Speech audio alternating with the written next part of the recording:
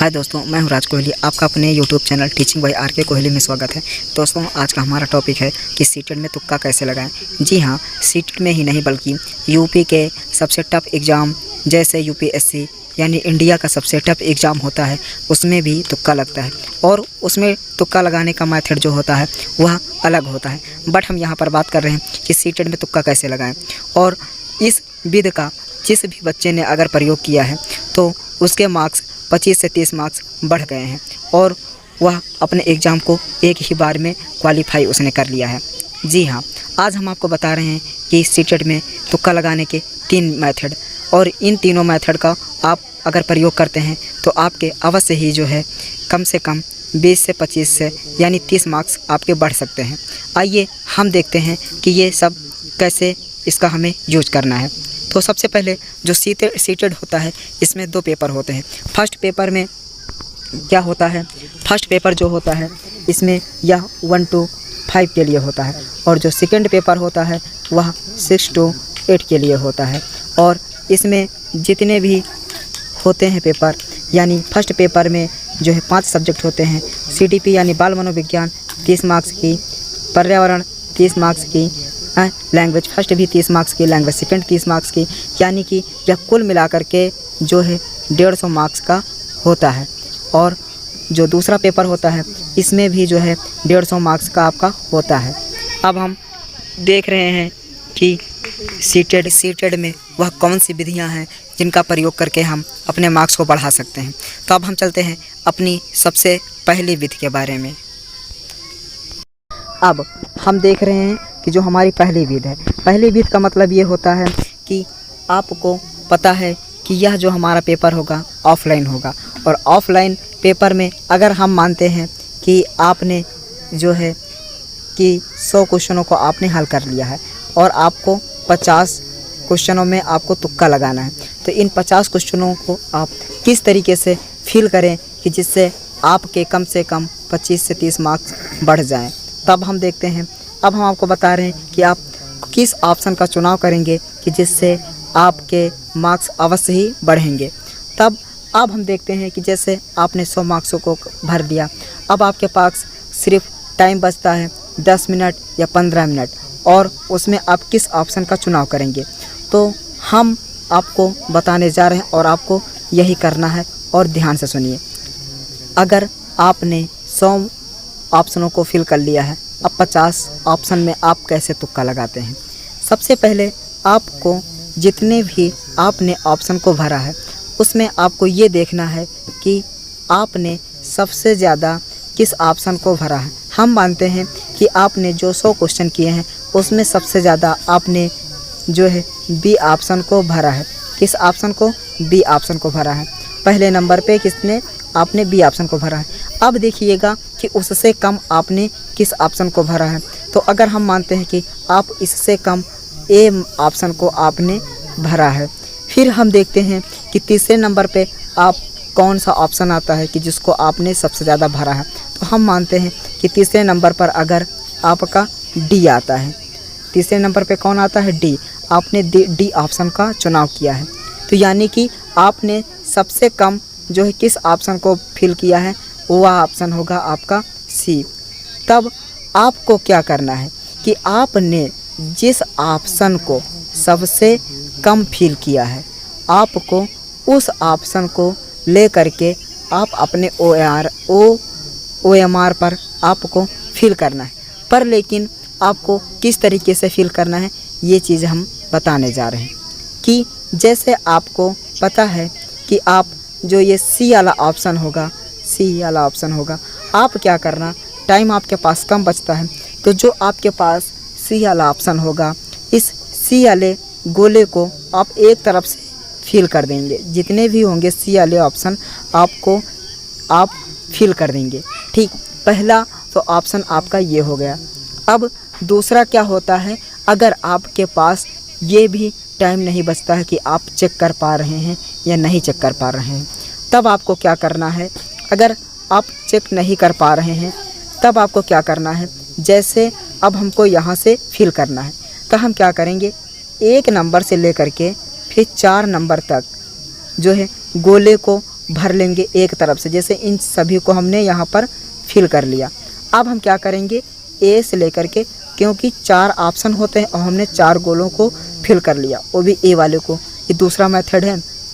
फिर क्या करना है, फिर हम क्या करेंगे, फिर ए वाले को नहीं भरेंगे, अब बी वाले को चुनाव करेंगे। बी वाले का चुनाव करेंगे और कितने ऑप्शन को भरेंगे, 4 ऑप्शन को भर लेंगे। फिर ठीक ये भर लेंगे। फिर क्या करेंगे, अब अगली बार यहाँ से मेरा स्टार्ट होता है। फिर अगले में क्या करेंगे, जो सी वाले ऑप्शन होंगे इसमें से 4 ऑप्शन को भर लेंगे। फिर उसके बाद क्या करेंगे, जो डी वाले ऑप्शन होंगे उसमें हम जो है 4 ऑप्शन को भर लेंगे।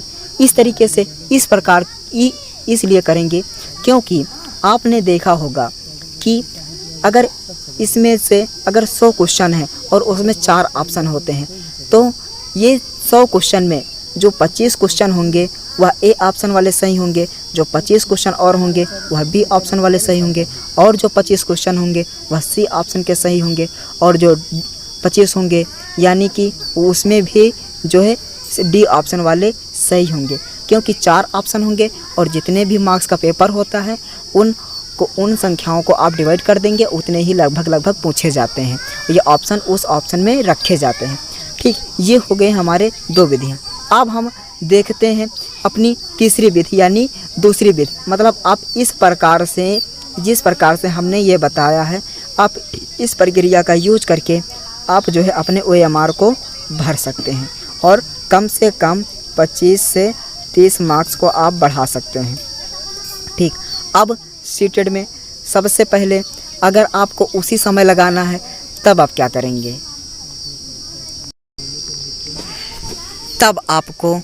तब आपको ये करना है। दूसरा मेथड क्या है, जैसे आप ऑप्शन का चुनाव करते हैं, अगर आपको नहीं आ रहा है, आपका क्वेश्चन बहुत बड़ा है और आपके समझ में ही नहीं आ रहा, तब आप आंखें बंद करके, जो आप जैसे ये एक कोई क्वेश्चन दे रहा होता है, यहाँ पर आपने अगर देखा क्वेश्चन दे रखा होगा, फिर यहाँ पर 4 ऑप्शन होंगे। ठीक, यहाँ पर क्या होंगे, आपके 4 ऑप्शन होंगे, है ना, इस तरीके से। तो इसमें से इन चारों ऑप्शन में से जो ऑप्शन सबसे बड़ा लिखा होगा, जो ऑप्शन सबसे बड़ा होगा, आपको आंखें बंद करके उस ऑप्शन पे आपको टिक कर देना है। और आपने अगर क्वेश्चन पेपर को सॉल्व किया है तो आपने देखा ही होगा कि जो ऑप्शन सबसे बड़ा होता है वह यानी कि उस ऑप्शन के सही होने के चांसेस 95% होते हैं। अब हम आपको बता रहे हैं कि जो हमारा यानी कि तीसरी विधि क्या है। हम इस विधि का प्रयोग करके जो है बहुत ही जल्द क्वेश्चन को भी पकड़ सकते हैं और जो है उसके आंसर को भी पकड़ सकते हैं। जो हमारी तीसरी विधि है वह तीसरी विधि कहलाती है कि जो positive word and negative word. अब इन वर्डों का हम प्रयोग करके आपने देखा होगा हम लोग क्या करते हैं कि क्वेश्चन में होता है कि जो है यह सबसे अच्छे अध्यापक के गुण कौन से नहीं हैं। हम लोग क्या करते हैं, सिर्फ इतना पढ़ते हैं कि सबसे अच्छे अध्यापक के गुण, बस इतना पढ़ते हैं, फिर नहीं को नहीं देखते हैं। फिर हम क्या करते हैं, नहीं को नहीं देखते हैं और सिर्फ है को पढ़ लेते हैं। अब हम क्या करते हैं, उसमें 3 ऑप्शन होते हैं कि ये गुण होते हैं, हम उसी पे टिक करके चले आते हैं। पर लेकिन हम इस नहीं वाले ऑप्शन को देखते ही नहीं हैं। तो इसलिए जब उसमें दे रखा होगा पॉजिटिव क्वेश्चन होगा, तो पॉजिटिव क्वेश्चन होने पर हम पॉजिटिव टैग वर्ड का यूज करके जो है क्या करेंगे, उस पर पॉजिटिव क्वेश्चन होगा तो पॉजिटिव जो है वर्ड लेकर के उस पर टिक करेंगे। अगर निगेटिव क्वेश्चन है तो निगेटिव टैग वर्ड का यूज करके हम जो है उस पर टिक करेंगे।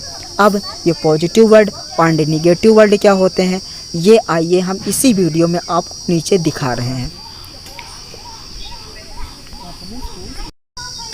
अब पॉजिटिव वर्ड जैसे अवसर प्रदान करना, प्रोत्साहित करना, प्रेरित करना, मातृभाषा को स्वीकार करना, बच्चे के साथ चर्चा करना, कारण का पता लगाना, ये हमारे और सृजनात्मकता हो जाएगी हैं। और गतिविधि अर्थपूर्ण अधिगम होगा, भाषा में विभिन्न रूपों का प्रयोग होगा, बाल केंद्रित शिक्षा होगी, हस्तपरक गतिविधियाँ होंगी, करके सीखना होगा। ये सभी हमारे क्या हैं, ये हमारे सभी जो है पॉजिटिव वर्ड हैं। और जो निगेटिव वर्ड हैं, निगेटिव वर्ड जैसे रटाना बच्चे को, केवल मात्र ही दिख जाए, हतो उत्साहित हो जाए, कठोर, सजा, भय, व्याकरण, याद कराना, शिक्षक केंद्रित, कंठस्थ, दंड सहजा, पुस्तक केंद्रित, हतोत्साहित, अगर ये सब दिख जाएं तो ये आपके क्या हैं, निगेटिव वर्ड हैं। ठीक है। अब जैसे निष्क्रिय, उच्च शिक्षा, ग्रेडिंग अंक, लैंगिक असमानता, व्याख्यानविद, ये सभी हमारे क्या हैं, निगेटिव वर्ड। जब हम अगर निगेटिव क्वेश्चन होगा तो निगेटिव वर्डों का यूज करेंगे और अगर पॉजिटिव होगा तो पॉजिटिव का यूज करेंगे।